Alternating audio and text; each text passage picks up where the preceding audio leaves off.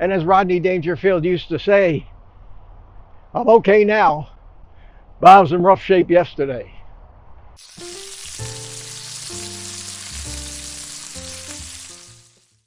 Well, good morning, everybody. It's me, Mitch. And as usual, a gorgeous morning here in Florida. Just beautiful. Before it gets warm here in Florida in the summertime, it's great to go for a walk. And that's what I'm doing. Today I want to talk about something I'm sure is on all of our minds, doing carnivore. Especially on my mind lately. Something that may be a little scary to some, and scary to me as well. Aging is going to take its toll on us. We can fight. We can fight it. God knows I'm doing everything I can to fight it. But it's going to win. It's going to win eventually. None of us are immortal. None of us are going to get out of this alive, even the healthiest of us. I think the best we can shoot for is a good quality of life, as long as we can keep it up. But I don't know about you, and I know so many of my viewers are not spring chickens anymore. I look at my analytics, and it tells me that at least 3/4 or more of the people that watch my videos are in their mid-50s and above. And I expect that. Why would young people want to watch some old fart? That's not what their life is about. Their life is about entertainment, dating, clothes, cars, everything. They're immortal at that. I know that because I was immortal too at one time in my life. We're all immortal when we're young. Now, when we get older, we look back at the young people. We kind of shake our head and we say, how can you not realize that you're not immortal? How can you not realize that you need to take care of yourself? Fact is, we forget that we were once young. We forget that we once thought all that. And we looked at old people and we figured they don't know anything. They're not hip. And then we get older, especially our parents. Heard a saying a long time ago about parents from the point of view of one of their children, and it goes like this. It's amazing, but the older I get, the smarter my parents become. So here we are. We're either old farts or we're rapidly approaching old fart status. And we're here. We're here because we're doing everything we can to delay the inevitable, to put off the point in time where our quality of life starts to suffer. Well, we can only do that for so long. How long that is a function of a lot of things. How much have you abused your health throughout your life? What damage has it done to you? Can you reverse that damage? Your genetics. We can only influence what happens to us genetically We're stuck with what we've got. So here we are. Here we are. We're trying to do the best we can, and we've become carnivores, or ketovores, or keto, or low carb, or any kind of an eating regimen that does make sense and fit in, with our ancestral method of eating. Does that, and this is the big question, does that, and I'll use the word inoculate, does that shield us? Does that keep us from getting sick?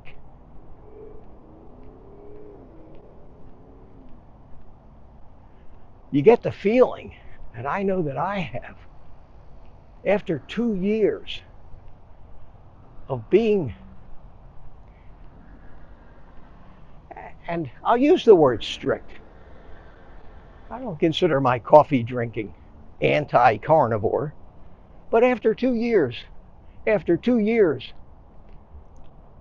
of not eating a carbohydrate, not tasting anything sweet, seeing miraculous changes to my health, to the way I feel, to my stamina, to my ability to work out, to my weight, reversing what I think is so much of the damage that I did to myself over all those years of eating that crap, and times where I didn't exercise and didn't move, had to do some damage. And after 2 years of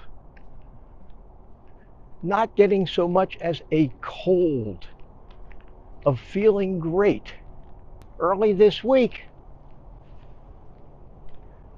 I didn't feel so good. I didn't feel so good. I haven't mentioned it to anybody. Don't want to scare anybody. Certainly don't want to give all of those people who think we're killing ourselves anything to say, well, you see, this old guy carnivore,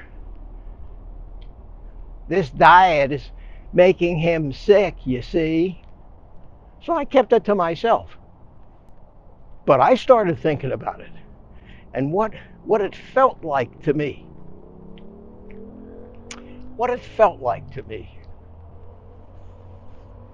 And before you start worrying about me,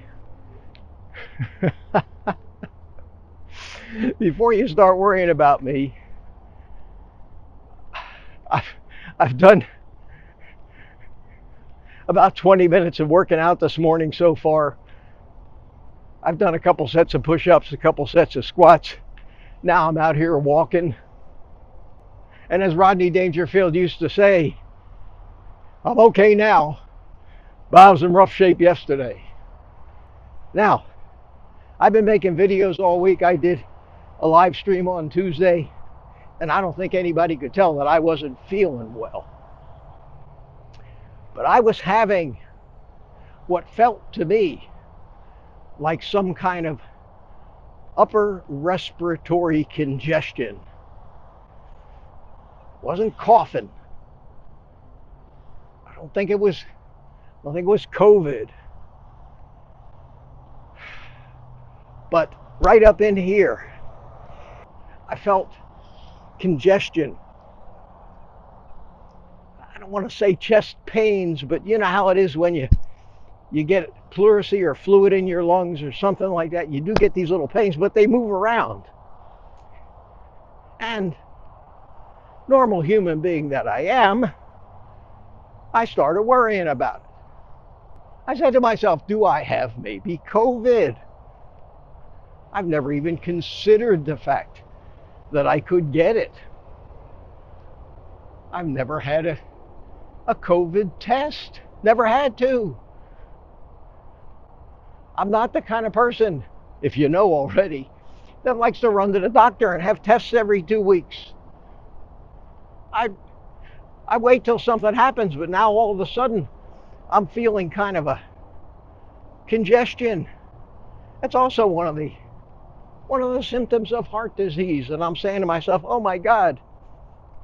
And I know it's not carnivore, because how could something that has improved my health so much be hurting me?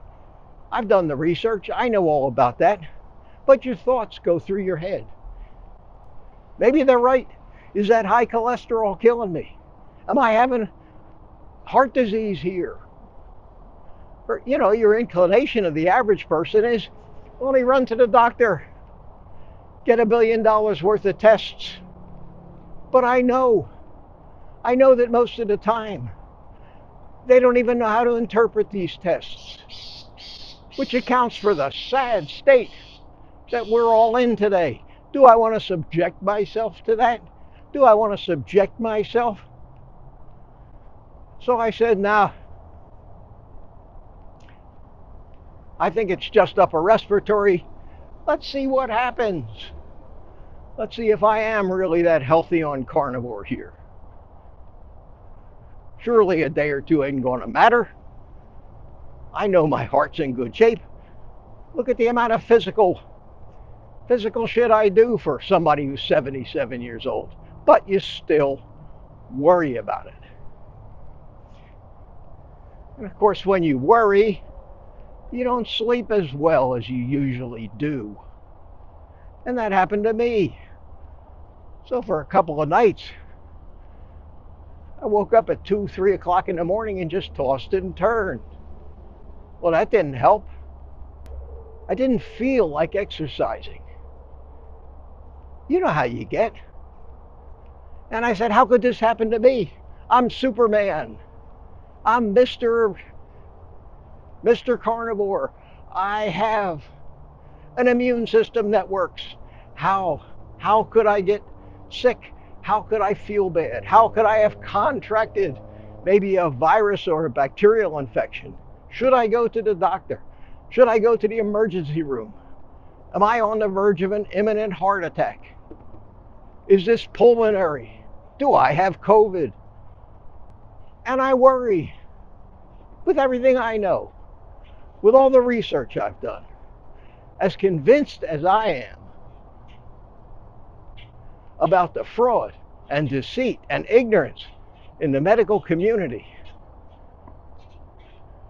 with all that, I'm thinking to turn my health and life over to those butchers, because I do understand that in certain cases, when they act more like plumbers than mad chemists with their drugs, they can fix things.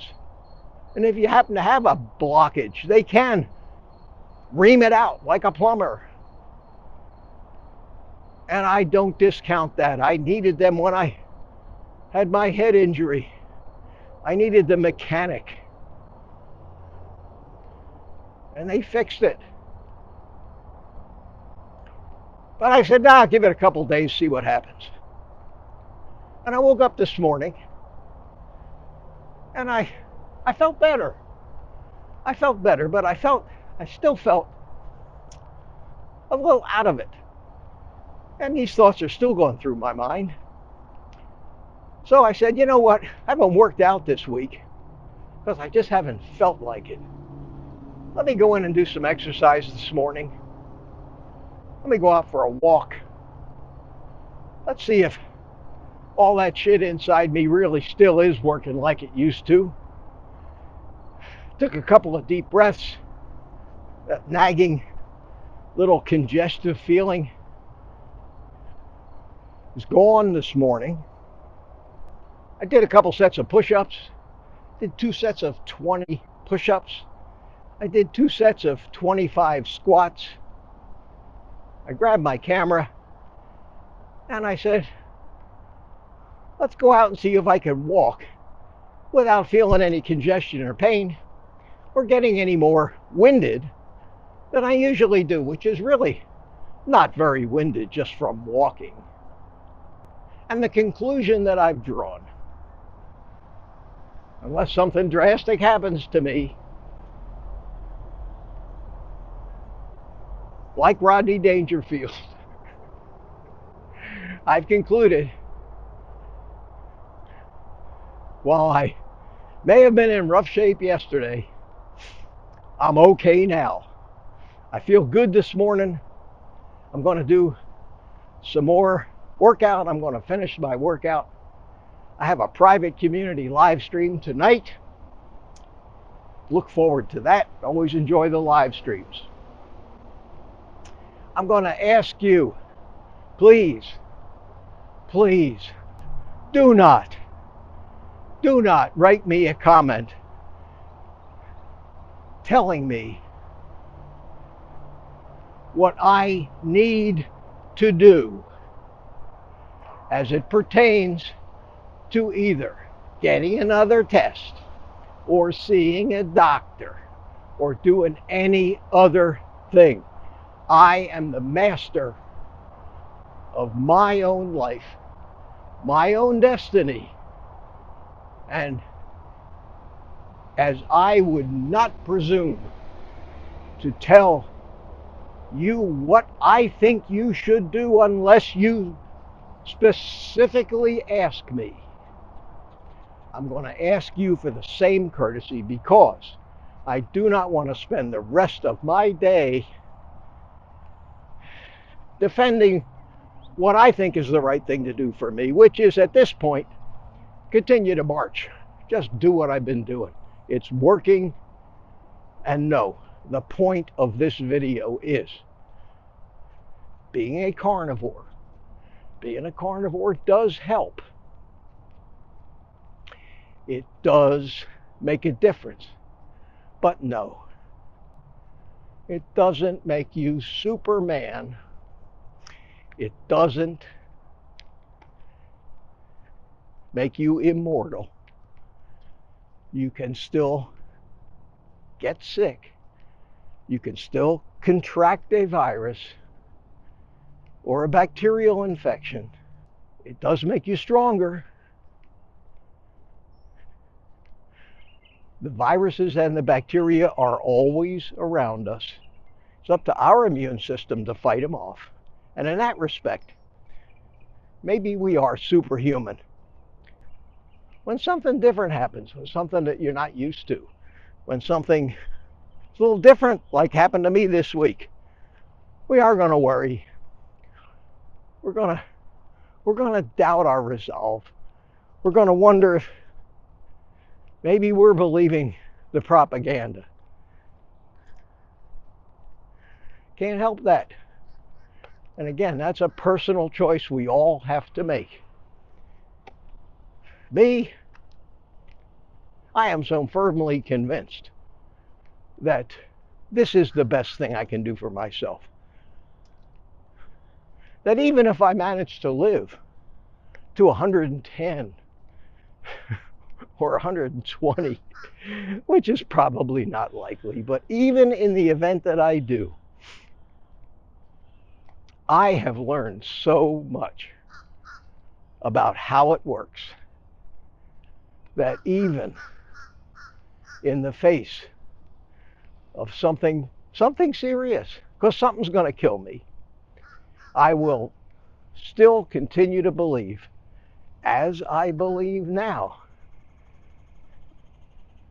that doing what I'm doing, avoiding the seed oils, the grains, and the sugars, can only make whatever I might eventually be going through easier to bear and less severe. And that no answer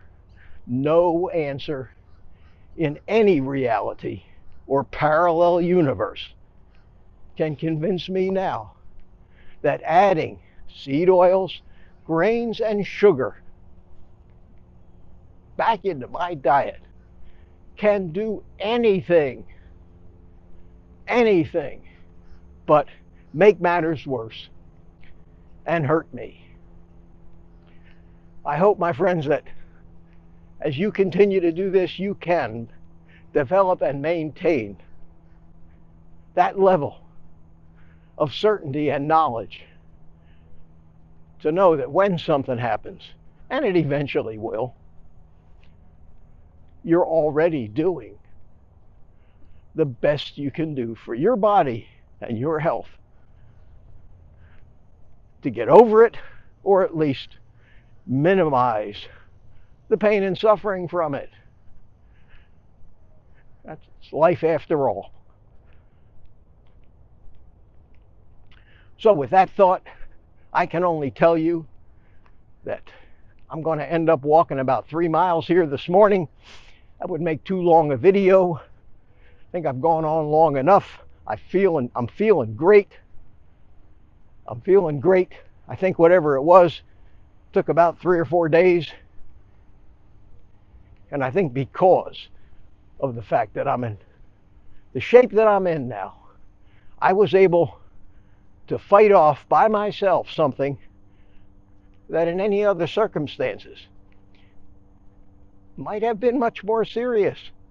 And that's the best we can do. Am I ever going to stop worrying about these things? There's always that nagging thought in the back of our minds.